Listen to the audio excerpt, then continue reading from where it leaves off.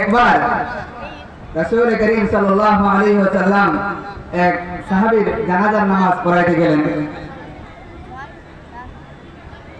হযরত আয়েশা সিদ্দিকা রাদিয়াল্লাহু তাআলা আনহা রাসূলের স্ত্রী, উনি অপেক্ষায় আছেন কখন রাসূল আসবে। অনেক বিলম্ব হচ্ছিল। উনি অপেক্ষায় থাকতে থাকতে বেচাইনি ভাব চলে আসছে। রাসূল সাল্লাল্লাহু আলাইহি ওয়াসাল্লাম এখনো আসছেন না।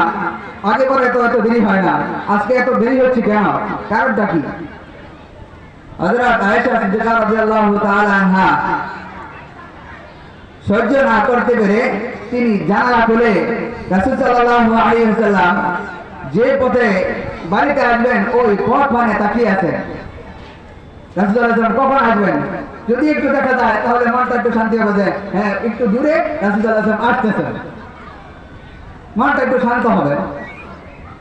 রাসূল সাল্লাল্লাহু আলাইহি ওয়াসাল্লাম জানাজার নামাজ পড়ে সাহাবায়ে কেরাম সাথে ছিলেন, সাহাবায়ে কেরামের সাথে একসাথে আসতেছিলেন। হযরত আয়েশা সিদ্দিকা রাদিয়াল্লাহু তাআলা আনহা তাকিয়েছিলেন। হঠাৎ করে দেখলেন যে হ্যাঁ রাসূল সাল্লাল্লাহু আলাইহি ওয়াসাল্লাম আসতেছেন এবং তার সাথে রাসূল সাল্লাল্লাহু আলাইহি ওয়াসাল্লামের সাথে কিছু সাহাবায়ে কেরাম আছেন। যখন একটু কাছে আসছেন তখন তিনি দেখলেন যে রাসূল সাল্লাল্লাহু আলাইহি ওয়াসাল্লামের উপর এবং সাহাবায়ে কেরামের উপর মুষলধারে বৃষ্টি হচ্ছে। বলেন সুবহানাল্লাহ। মুষলধারে বৃষ্টি হচ্ছে। আরো কাছে আসতেছেন, আরো ওই বৃষ্টিতে পড়তেছে মুষলধারে, ওইটা একেবারে স্পষ্ট দেখা যাচ্ছে। হযরত আয়েশা সিদ্দিকা রাদিয়াল্লাহু তাআলা আনহা তিনি ভাবলেন রাসূল সাল্লাল্লাহু আলাইহি ওয়াসাল্লাম বৃষ্টিতে ভিজে আসতেছেন, এরকম অনেকক্ষণ যদি বৃষ্টি গায়ের মধ্যে লেগে থাকে তাহলে হয়তো জ্বর এসে যাবে, ঠান্ডা লেগে যাবে। হযরত আয়েশা সিদ্দিকা রাদিয়াল্লাহু তাআলা আনহা তাড়াতাড়ি উঠে তিনি গামছা নিলেন, লুঙ্গি নিলেন এবং পাঞ্জাবি নিলেন। যারা রাসূল সাল্লাল্লাহু আলাইহি ওয়াসাল্লাম আসার সাথে সাথেই মাথা মুছাই দিব, শরীর মুছাই দিব এবং কাপড় পরিবর্তন করাই। হযরত আয়েশা সিদ্দিকা রাদিয়াল্লাহু তাআলা আনহা একেবারে সব কিছু নিয়ে একেবারে প্রস্তুত। রাসূল সাল্লাল্লাহু আলাইহি ওয়াসাল্লাম আসলেন। আসার পর রাসূল সাল্লাল্লাহু আলাইহি ওয়াসাল্লামের মাথা মুবারক থেকে আয়েশা সিদ্দিকা রাদিয়াল্লাহু তাআলা আনহা টুপি খুললেন, টুপি খুলে গামছা দিয়ে মোছা শুরু করে দিলেন। রাসূল সাল্লাল্লাহু আলাইহি ওয়াসাল্লাম মনে মনে ভাবতেছেন যে আয়েশা সিদ্দিকা রাদিয়াল্লাহু তাআলা করতেছে কি, আয়েশা করতেছে কি। প্রথমে মাথা কতক্ষণ ধরলেন, ধরার পরে এখন পাঞ্জাবি খোলা শুরু করছে। রাসূল সাল্লাল্লাহু আলাইহি ওয়াসাল্লাম তখন বুঝলেন কিছু একটা হয়েছে এখানে। আর না হয় তিনি এরকম মাথা মোছা শুরু করছেন, আবার পাঞ্জাবি খোলা শুরু করছেন, কারণটা কি?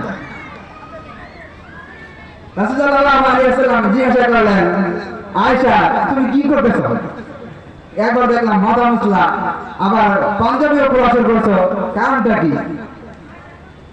তখন আয়েশা সিদ্দিকা রাদিয়াল্লাহু তাআলা আনহা বললেন, ইয়া রাসূলুল্লাহ, যখন আপনি আসছিলেন আমি জানালা দিয়ে তাকিয়েছিলাম, তাকিয়ে তাকিয়ে দেখতেছিলাম যে আপনার উপর মুষলধারে বৃষ্টি হচ্ছে।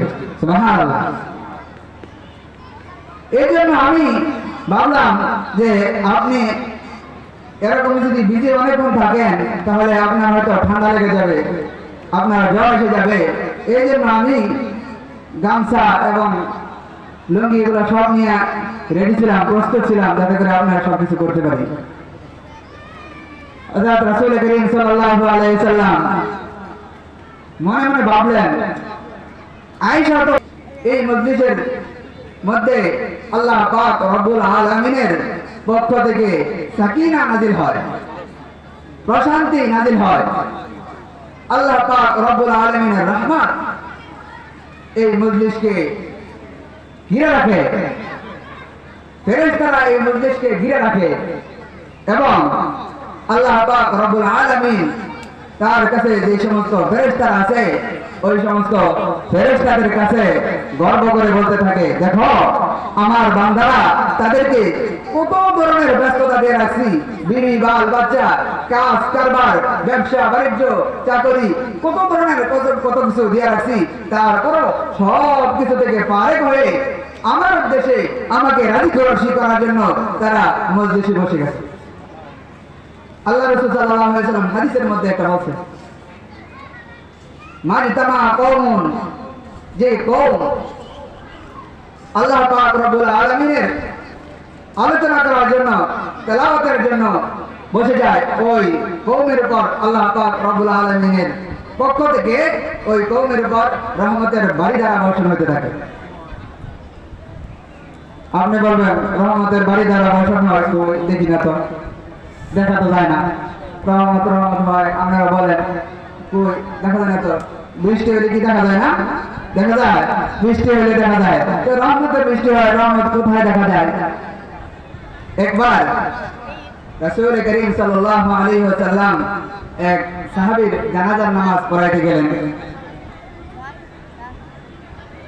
হযরত আয়েশা সিদ্দিকা রাদিয়াল্লাহু তাআলা আনহা, রাসূলের স্ত্রী, উনি অপেক্ষায় আছেন কখন রাসূল আসবে। অনেক বিলম্ব হচ্ছিল।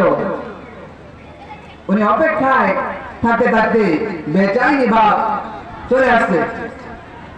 রাসূল সাল্লাল্লাহু আলাইহি ওয়াসাল্লাম এখনো আসছেন না।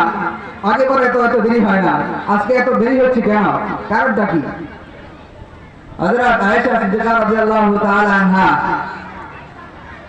সহ্য না করতে পেরে তিনি জানালা খুলে রাসূল সাল্লাল্লাহু আলাইহি ওয়াসাল্লাম যে পথে বাড়িতে আসবেন ওই পথ মানে তাকিয়ে আছেন। রাসূল সাল্লাল্লাহু আলাইহি ওয়াসাল্লাম কখন আসবেন?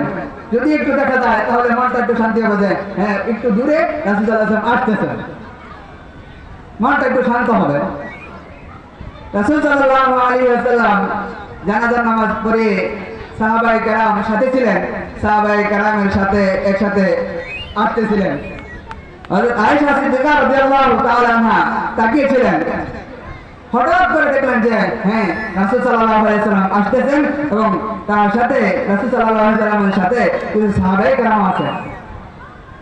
যখন একটু কাছে আসছেন তখন তিনি দেখলেন যে রাসূল সাল্লাল্লাহু আলাইহি ওয়াসাল্লামের উপর এবং সাহাবায়ে কেরামের উপর মুষলধারে বৃষ্টি হচ্ছে। বলেন সুবহানাল্লাহ। মুষলধারে বৃষ্টি হচ্ছে। আরো কাছে আসতেছেন, আরো ওই বৃষ্টিতে পড়তেছে মুষলধারে, ওইটা একেবারে স্পষ্ট দেখা যাচ্ছে। হযরত আয়েশা সিদ্দিকা রাদিয়াল্লাহু তাআলা আনহা তিনি ভাবলেন রাসূল সাল্লাল্লাহু আলাইহি ওয়াসাল্লাম বৃষ্টিতে ভিজে আসতেছেন, এরকম অনেকক্ষণ যদি বৃষ্টি গায়ের মধ্যে লেগে থাকে তাহলে হয়তো জ্বর এসে যাবে, ঠান্ডা লেগে যাবে। হযরত আয়েশা সিদ্দিকা রাদিয়াল্লাহু তাআলা আনহা তাড়াতাড়ি উঠে তিনি গামছা নিলেন, লুঙ্গি নিলেন এবং পাঞ্জাবি নিলেন। যারা রাসূল সাল্লাল্লাহু আলাইহি ওয়াসাল্লাম আসার সাথে সাথেই মাথা মুছাই দিব, শরীর মুছাই দিব এবং কাপড় পরিবর্তন করাই। হযরত আয়েশা সিদ্দিকা রাদিয়াল্লাহু তাআলা আনহা একেবারে সব কিছু নিয়ে একেবারে প্রস্তুত। রাসূল সাল্লাল্লাহু আলাইহি ওয়াসাল্লাম আসলেন। আসার পর রাসূল সাল্লাল্লাহু আলাইহি ওয়াসাল্লামের মাথা মুবারক থেকে আয়েশা সিদ্দিকা রাদিয়াল্লাহু তাআলা আনহা টুপি খুললেন, টুপি খুলে গামছা দিয়ে মোছা শুরু করে দিলেন। রাসূল সাল্লাল্লাহু আলাইহি ওয়াসাল্লাম মনে মনে ভাবতেছেন যে আয়েশা সিদ্দিকা রাদিয়াল্লাহু তাআলা করতেছে কি, আয়েশা করতেছে কি। প্রথমে মাথা তখন ধরলেন, ধরার পরে এখন পাঞ্জাবি খোলা শুরু করছে। রাসূল সাল্লাল্লাহু আলাইহি ওয়াসাল্লাম তখন বুঝলেন কিছু একটা হয়েছে এখানে। আর না হয় তিনি এরকম মাথা মোছা শুরু করছেন, আবার পাঞ্জাবি খোলা শুরু করছেন, কারণটা কি? রাসূল সাল্লাল্লাহু আলাইহি ওয়াসাল্লাম জিজ্ঞাসা করলেন, আয়েশা তুমি কি করতেছো? একবার দেখলাম মাথা মুছলা, আবার পাঞ্জাবিও খোলা শুরু করছো, কারণটা কি?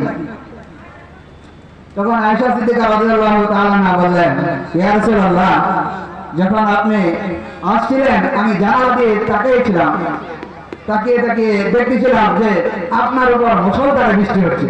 সুবহানাল্লাহ।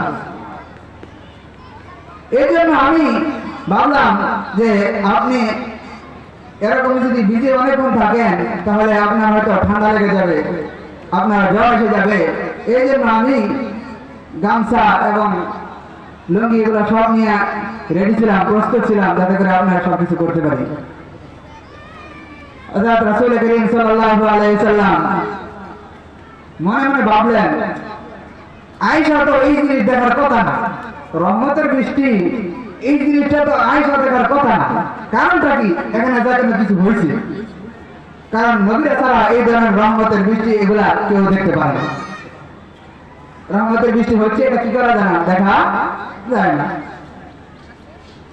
হযরত আয়েশা সিদ্দিকা রাদিয়াল্লাহু তাআলা আনহা রাসূল সাল্লাল্লাহু আলাইহি ওয়াসাল্লামের এই কর্মকাণ্ডের কারণে হযরত আয়েশা রাদিয়াল্লাহু তাআলা আনহাকে রাসূল সাল্লাল্লাহু আলাইহি ওয়াসাল্লাম জিজ্ঞাসা করলেন যে তুমি যখন আমার দিকে তাকিয়ে ছিলে তখন তোমার গায়ে বা তোমার শরীরের সাথে আমার কোন কাপড় কি লেগেছিল? তখন হযরত আয়েশা সিদ্দিকা রাদিয়াল্লাহু তাআলা বলেন, ইয়া রাসূলুল্লাহ, আপনার চাদর মোবারক আমার শীত লাগতেছিল, আপনার চাদর মোবারক আমার গায়ে আমি জড়ায় রাখছিলাম। হযরত রাসূল করিম সাল্লাল্লাহু আলাইহি সাল্লাম বলেন, কারণ এটাই, তুমি আমার চাদরটা তোমার গায়ে জড়ায় রাখছিলে, এই জন্য এই রহমতের মুষলধারা বৃষ্টি তুমি দেখতে পাইছো, আর না হয় তুমি দেখতে পাইতে না। সুবহানাল্লাহ, সুবহানাল্লাহ। তাহলে এই কথাটা আমরা বুঝতে পারলাম, এই ধরনের মজলিসের মধ্যে আল্লাহ পাক রব্বুল আলামিনের রহমতের ভারীদার বর্ষিত হয়। যাই হোক, আমি যে কোরআনে কারীমের আয়াত তেলাওয়াত করেছি এবং হাদিস শরীফ তেলাওয়াত করেছি, এই হাদিস এবং কোরআনের আয়াতকে সামনে রেখে কিছু কথা বলবো।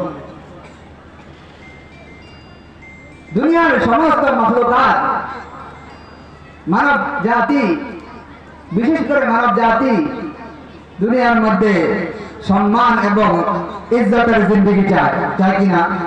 দুনিয়ার সবাই সম্মান এবং ইজ্জতের জিন্দেগি চায়। দুনিয়ার মধ্যে কেউ এরকম নাই যে সে বেইজ্জতি চায়, লাঞ্ছনা চায়, যে তারপর সবসময় লাঞ্ছনা তারপর বর্তায়, এই ধরনের কেউ চায় না। আল্লাহ পাক রব্বুল আলামিন দুনিয়াতে ইজ্জতের জন্য দুইটা পথ রাখছেন, দুইটা জিনিস। একটা হলো ইলমের মাধ্যমে মানুষ মান সম্মান ইজ্জত পায়, আরেকটা হলো ধন দৌলতের মাধ্যমে পায়। যার ধন দৌলত আছে, অনেক টাকা পয়সা আছে, তাকে মানুষ ইজ্জত করে, সম্মান করে, এবং যার ইলম আছে তাকেও মানুষ অনেক ইজ্জত করে, সম্মান করে এবং মহব্বত করে, ঠিক কিনা? হযরত আলী রাদিয়াল্লাহু তাআলা আনহুকে একজন সাহাবী জিজ্ঞাসা করলেন, হে আলী, দুই পথে ইজ্জত এবং সম্মান পাওয়া যায়, একটা হলো ধন সম্পদ আর একটা হলো ইলম। দুই রাস্তার কোন রাস্তা আমি অবলম্বন করে আমি ইজ্জত অর্জন করব? হযরত আলী রাদিয়াল্লাহু তাআলা আনহু ওই ব্যক্তিকে উত্তর দিলেন যে তুমি ইলমের রাস্তা গ্রহণ করো, ইলমের রাস্তা গ্রহণ করো, ইলমের মাধ্যমে তুমি ইজ্জত সম্মান অর্জন করো। কেন? হযরত আলী রাদিয়াল্লাহু তাআলা আনহু সাথে সাথে বলে দিয়েছেন, আমি তোমাকে যে এই পরামর্শটি দিয়েছি কারণ কি জানো? দুইটা ফায়দা। একটা ফায়দা হলো ইলমের মাধ্যমে যে ইজ্জত সম্মান পাওয়া যায়, ওই ইজ্জত সম্মান হলো স্থায়ী, আর ধন সম্পদের মাধ্যমে যে ইজ্জত পাওয়া যায়, সম্মান পাওয়া যায়, ওইটা হলো অস্থায়ী, ঠিক কিনা?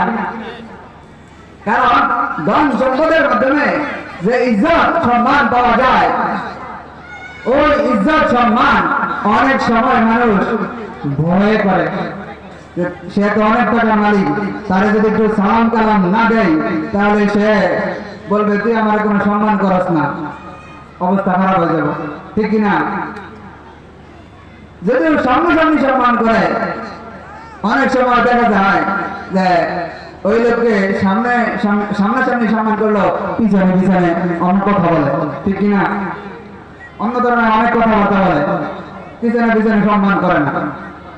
এবং এই যে ধন সম্পদের মাধ্যমে যে ইজ্জতটা আছে, যতদিন সে তার ধন সম্পদ থাকবে ততদিন তাকে সম্মান করবে, ধন সম্পদ নাই তার সম্মান নাই, ঠিক কিনা? যতদিন ধন সম্পদ আছে ততদিন পর্যন্ত দেখবেন তার কাছে মানুষের অভাব নাই। অমুক নেতা, অমুক খেতা, অনেক ধরনের অনেক মানুষকে ভিড় করে, অমুক প্রয়োজন, অনেক ধরনের মানুষকে ভিড় করে, কিন্তু যখন দেখা যায় কোনো না কোনো ভাবে তার ধন সম্পদ যখন শেষ হয়ে যায়, আল্লাহ পাক রব্বুল আলামিন যখন তার ধন সম্পদ নিয়ে যায়, তখন তাকে আর কেউ, তার দিকে কেউ ফিরেও তাকায় না, ঠিক না? তাহলে বোঝা গেল ধন সম্পদের মাধ্যমে যে ইজ্জত সম্মান পাওয়া যায় ওই ইজ্জত সম্মান স্থায়ী না, অস্থায়ী। আর ইলমের মাধ্যমে যে ইজ্জত সম্মান পাওয়া যায় ওইটা হলো স্থায়ী। কেমন স্থায়ী? একজন মানুষ আলেম যতদিন এই দুনিয়ার মধ্যে